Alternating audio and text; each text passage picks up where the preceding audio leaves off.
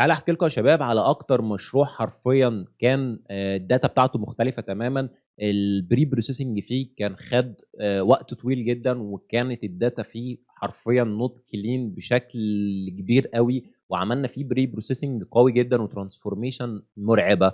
فتعالوا نشوف مع بعض أصلًا الproject ده كان عبارة عن إيه. الproject ده كان عبارة عن تحليل القضايا المترجمة في المملكة العربية السعودية، والشركة اللي بتترجم القضايا دي موجود عندها أكتر من 200 مترجم متوزعين في أماكن مختلفة في المملكة، والشركة بتجمّع منهم الdata دي بشكل يومي وأحيانًا أسبوعي وشهري، ولكن الترجمة بتتم بشكل يومي.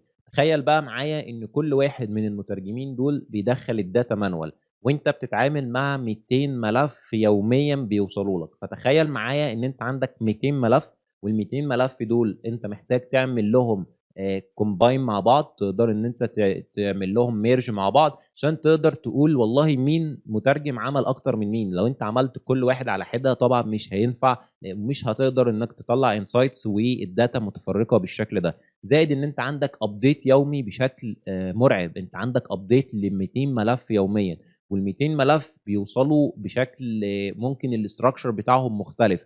الstructure بتاع الأول غير التاني غير التالت وهكذا. فإحنا عملنا إيه، أول حاجة بدأت معاهم هو إن إحنا نوحّد الstructure على جميع المترجمين أو الملفات اللي بتوصل لنا، دي أول حاجة. تاني حاجة معانا هي إن إحنا نحاول على قد ما نقدر إن الdata اللي بتدخل لو فيها data نقدر نعملها كlist، نقدر نعملها كlist بحيث إن إحنا نوحّد القِيَم اللي داخلة.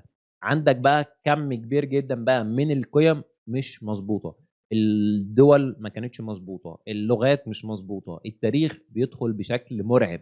أنت عندك تاريخ أحيانًا بيدخل بشرطة، أحيانًا تاريخ يدخل أصلًا غلط، أحيانًا تاريخ كنت تتعامل معاه بإن هو قيمة هيروغليفية. فصدّقني الموضوع كان مرعب جدًا. إحنا تقريبًا خدنا أطول project اشتغلت عليه كpre processing هو كان الproject ده. وبعد كده بس الحمد لله في الآخر إحنا بعد مدة معيّنة طلعنا بresult قوية جدًا الحمد لله. الشركة كانت راضية جدًا عن الresult دي.